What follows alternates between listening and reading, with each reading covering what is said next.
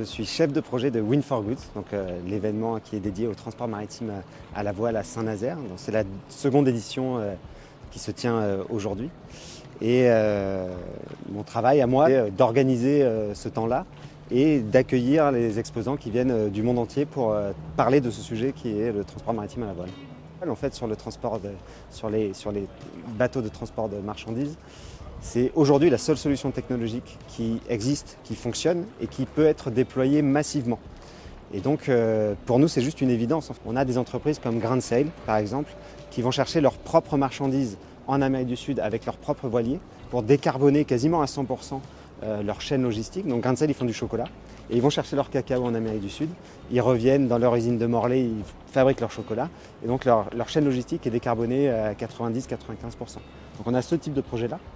On a des développeurs de technologies véliques, donc des développeurs de nouvelles voiles en fait, qui peuvent prendre différentes formes. On a des voiles qui sont gonflables, comme sur le bateau de Michel Desjoyaux qui est juste ici.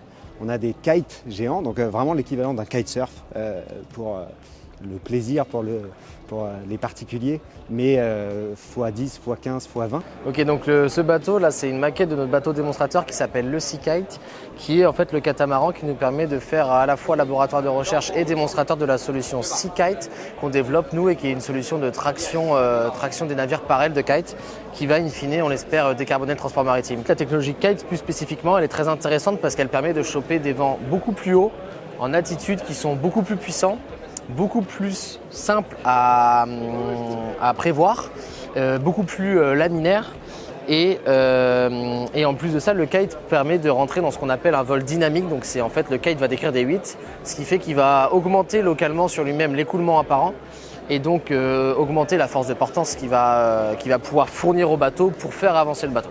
On a annoncé l'installation d'une entreprise qui s'appelle CWS à Saint-Nazaire et qui va ouvrir une usine à 200 mètres d'ici, donc sur le port de Saint-Nazaire, pour produire des voiles. Donc d'ici à 2026, on commencera à avoir des bateaux de transport de marchandises et d'ici à 2030, on peut espérer en équiper jusqu'à 10 000.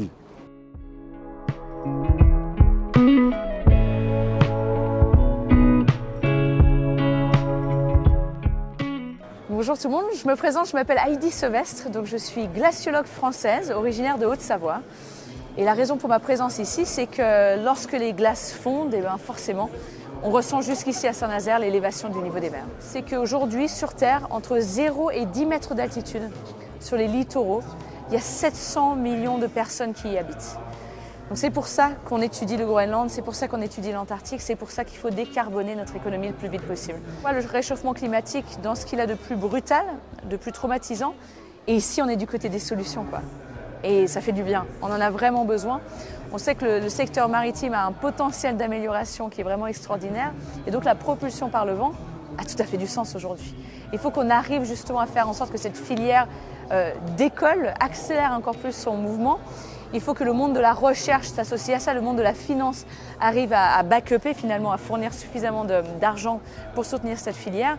Pour moi, je suis convaincue que les solutions qui sont mises en place ici à Win4Goods, c'est les solutions dont on a besoin pour l'avenir. Aujourd'hui, les glaciers réagissent très très vite au changement climatique. Moi, je le vois, j'habite une grande partie de l'année dans l'Arctique. Donc à 4000 km d'ici, à 1000 km du pôle Nord. Et c'est aujourd'hui la région sur Terre qui se réchauffe le plus. Et donc je vois au quotidien, je vois des glaciers qui se raccourcissent, je vois la banquise, la glace de mer qui n'arrive pas à se former, je vois le permafrost, le sol gelé qui dégèle de plus en plus rapidement.